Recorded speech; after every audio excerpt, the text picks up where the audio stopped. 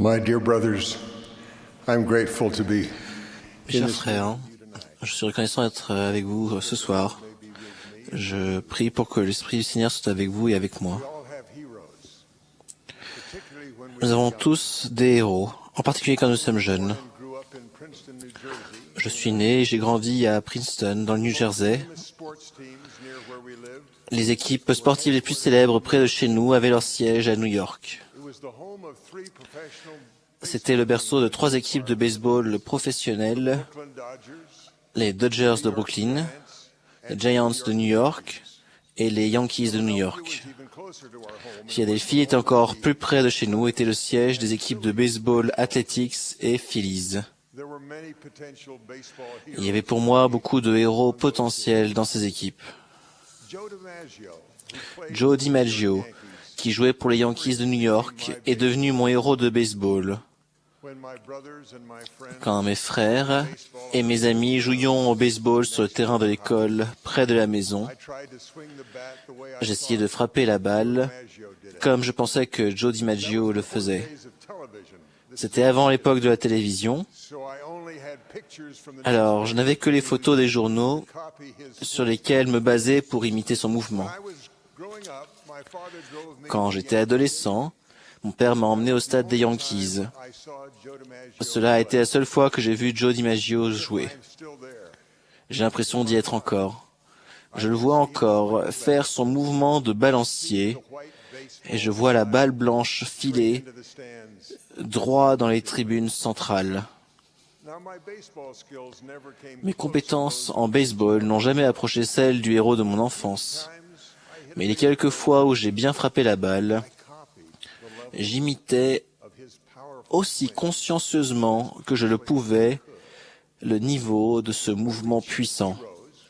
Lorsque nous choisissons des héros, nous commençons à imiter consciemment ou pas ce que nous admirons le plus chez eux.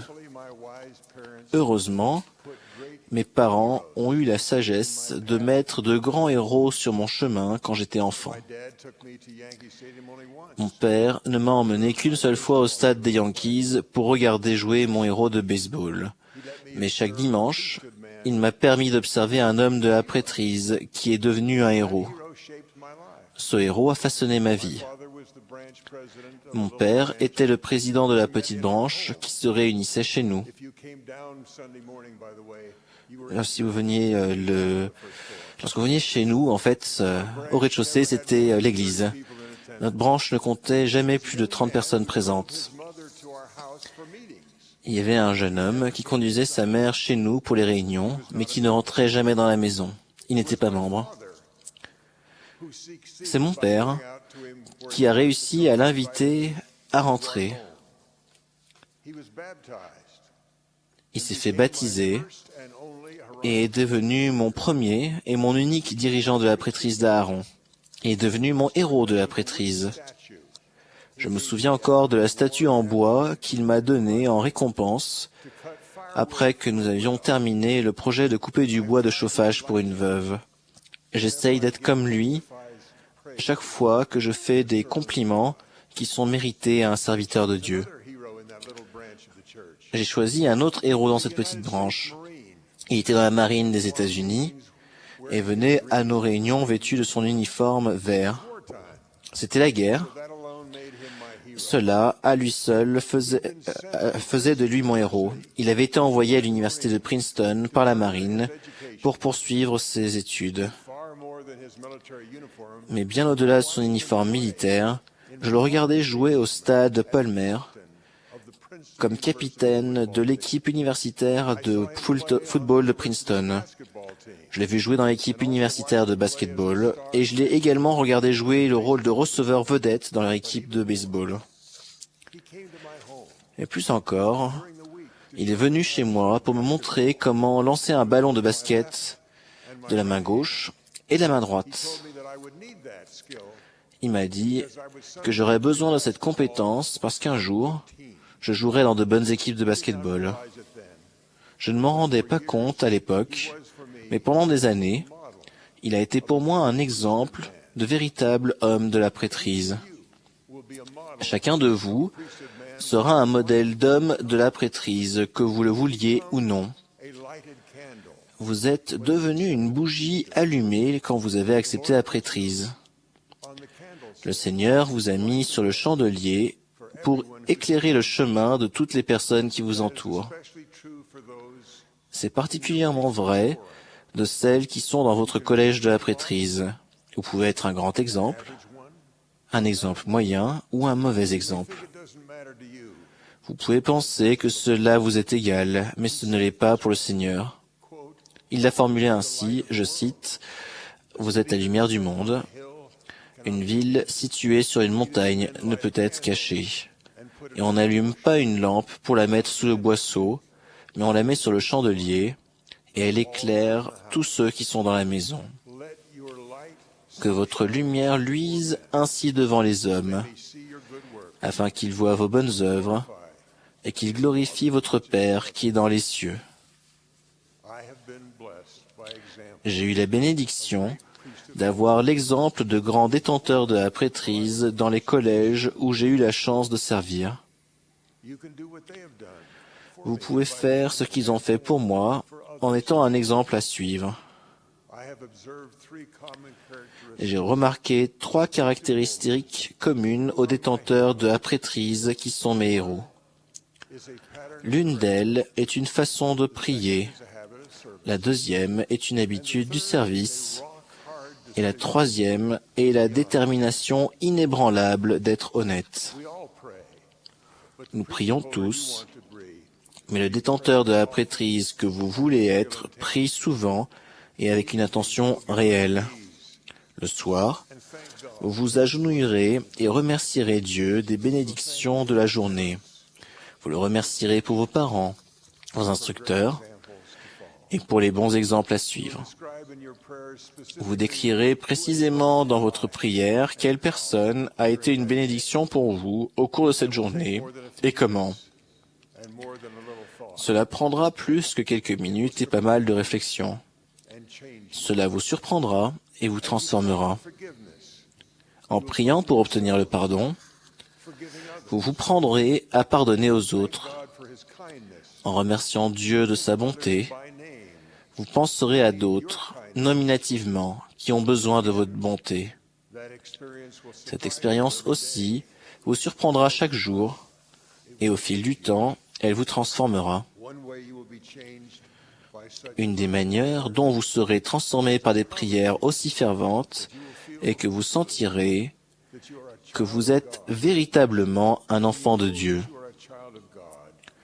Lorsque vous saurez que vous êtes un enfant de Dieu, vous saurez aussi qu'il attend beaucoup de vous. Parce que vous êtes son enfant, il attendra que vous suiviez ses enseignements et les enseignements de son cher Fils, Jésus-Christ. Il attendra de vous que vous soyez généreux et aimables avec les autres. Sera déçu si vous êtes orgueilleux et égocentrique. Il vous bénira si vous avez le désir de faire passer les intérêts des autres avant les vôtres. Certains d'entre vous sont déjà des exemples de services désintéressés de la prêtrise. Dans les temples du monde entier, des détenteurs de la prêtrise arrivent avant le lever du soleil, et certains œuvrent bien longtemps après son coucher. Il n'y a pas de reconnaissance ou d'acclamation publique pour ce sacrifice de temps et d'effort. Je suis allé avec des jeunes, tandis qu'ils servaient des gens du monde des esprits, qui n'avaient pas pu recevoir les bénédictions du temple en personne. Quand je vois le bonheur plutôt que la fatigue sur le visage des frères qui servent là tôt le matin et tard le soir, je sais qu'il y a de grandes récompenses dans cette vie pour ce genre de service désintéressé de la prêtrise. Mais c'est seulement un gage de la joie qu'ils connaîtront avec les personnes dans le monde des esprits auxquels ils ont rendu service. J'ai vu ce même bonheur sur le visage des personnes qui parlent aux autres des bénédictions qui découlent de l'appartenance au royaume de Dieu. J'ai entendu parler d'un président de branche qui amène presque tous les jours aux missionnaires des personnes à instruire. Il y a à peine quelques mois, il n'était pas encore membre de l'Église. Maintenant, des missionnaires enseignent et une branche progresse en nombre et en force grâce à lui. Mais en plus, il est une bénédiction pour d'autres qui ouvrent la bouche et hâte ainsi le rassemblement par le Seigneur des enfants de notre Père céleste. En priant et en servant votre prochain, vous verrez grandir votre connaissance que vous êtes un enfant de Dieu. Vous serez davantage conscient qu'il est attristé quand vous êtes malhonnête. Vous serez plus déterminé à tenir parole. Vous serez plus attentif à ne rien prendre qui appartienne à autrui. Vous serez plus honnête envers votre employeur. Vous serez plus déterminé à être à l'heure et à mener à bien chaque tâche qui vous est confiée par le Seigneur et que vous avez acceptée. Au lieu de se demander si les instructeurs au foyer vont venir, les enfants des familles que vous êtes appelés à instruire attendront votre visite avec impatience. Mes enfants ont eu cette bénédiction. En grandissant, ils ont eu des héros de la prêtrise qui les ont aidés à se tracer leur route au service du Seigneur. Cet exemple béni est maintenant en train de passer à la 3e génération. Mon message est aussi un message de gratitude. Je vous remercie de vos prières. Je vous remercie de vous agenouiller en reconnaissance du fait que vous n'avez pas toutes les réponses. Vous priez le Dieu des cieux pour exprimer vos remerciements et pour lui demander de vous bénir, vous et votre famille. Je vous remercie des services que vous rendez et pour les fois où vous n'avez pas éprouvé le besoin de recevoir des hommages pour votre service. Nous avons accepté la mise en garde du Seigneur que si nous recherchons les hommages dans ce monde pour notre service, nous risquons de nous priver de bénédictions plus grandes. Vous vous souvenez de ces paroles. Gardez-vous de pratiquer votre justice devant les hommes pour en être vu. Autrement, vous n'aurez point de récompense auprès de votre Père qui est dans les cieux. Lors donc que tu fais l'aumône, ne sonne pas de la trompette devant toi comme font les hypocrites dans les synagogues et dans les rues, afin d'être glorifiés par les hommes. Je vous le dis en vérité, ils reçoivent leur récompense. Mais quand tu fais l'aumône, que ta main gauche ne sache pas ce que fait ta droite, afin que ton aumône se fasse en secret. Et ton Père, qui voit dans le secret, te le rendra. Les hommes qui ont été mes exemples de grands détenteurs de la prêtrise ne reconnaissent pas facilement qu'ils possèdent des qualités héroïques. En fait, ils semblent avoir du mal à voir ce que j'admire tant. J'ai mentionné le fait que mon père était un président fidèle d'une minuscule branche de l'église au New Jersey. Plus tard, il a été membre du bureau général de l'école du dimanche. Pourtant, je parle aujourd'hui avec modestie de son service dans la prêtrise, parce qu'il était ainsi. Il en est de même du marin, qui était le héros de mon enfance. Il ne m'a jamais parlé de son service de la prêtrise ou de ses réalisations. Il se contentait de servir. C'est par d'autres personnes que j'ai découvert sa fidélité. Je ne saurais dire s'il voyait chez lui les caractéristiques que j'admirais. Les conseils que j'ai à vous donner, à vous qui voulez faire du bien aux autres par votre prêtrise, ont donc trait à votre vie qui est privée pour tous, sauf pour Dieu. Priez-le, remerciez-le de tout ce qui est bon dans votre vie, demandez-lui quelles sont les personnes qu'il a mises sur votre chemin pour que vous les serviez, suppliez-le de vous aider à rendre ce service, priez pour pouvoir pardonner et être pardonné.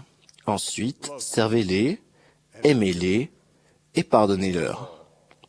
Par-dessus tout, souvenez-vous que tous les services que vous rendez, aucun n'est plus grand que celui d'aider les gens à se qualifier pour la vie éternelle. Dieu a donné cette directive majeure sur la manière d'utiliser notre prêtrise. Il en est l'exemple parfait. C'est l'exemple que nous voyons à moindre échelle chez ses serviteurs mortels.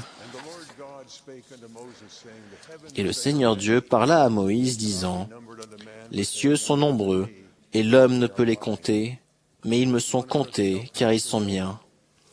Et lorsqu'une terre et ses cieux passeront, une autre viendra. et il n'y a pas de fin à mes œuvres ni à mes paroles. Car voici, mon œuvre et ma gloire, réaliser l'immortalité et la vie éternelle de l'homme. Nous devons aider dans cette œuvre. Chacun de nous peut faire changer les choses. Nous avons été préparés pour notre époque et notre lieu dans les derniers jours de cette œuvre sacrée. Chacun de nous a eu la bénédiction d'avoir des exemples de personnes qui ont fait de cette œuvre l'objectif principal de leur temps sur la terre. Je prie pour que nous puissions nous aider mutuellement à être à la hauteur de cette chance. Dieu le Père vit et exaucera vos prières en vous accordant l'aide dont vous avez besoin pour bien le servir. Jésus-Christ est le Seigneur ressuscité. Cette Église est la sienne. La prêtrise que vous détenez et le pouvoir d'agir en son nom, dans son œuvre, qui est de servir les enfants de Dieu. Si vous vous donnez de tout votre cœur à cette œuvre, il vous magnifiera. C'est là ma promesse. Au nom de Jésus-Christ, notre Sauveur. Amen.